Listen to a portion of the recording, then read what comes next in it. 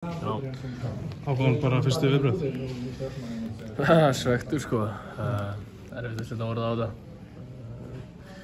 Hún kom í úrsta leik og klúruði því. Það bara ekki tilverið tilfinning sko.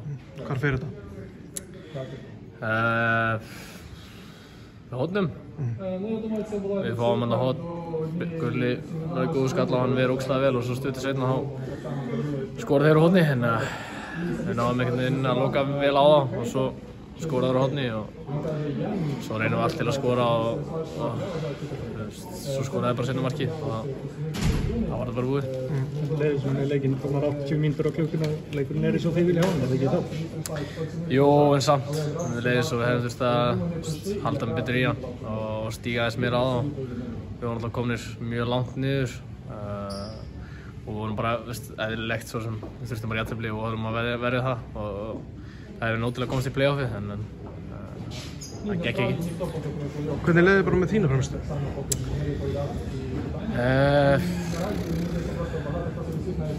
Ég veit það ekki, það er ógeðslega erfitt að segja svona ég eftir að horfa leikinn aftur en mér fannst ég alveg fínn, það getur gert betur í sumum hlutum að gera vel. Það kannski geta verið betur sóknarlega og flott og varnarlega en tapaði kannski boltanum svona aðeins og auðvitað það sendingar sem að hefði getað að fara betur.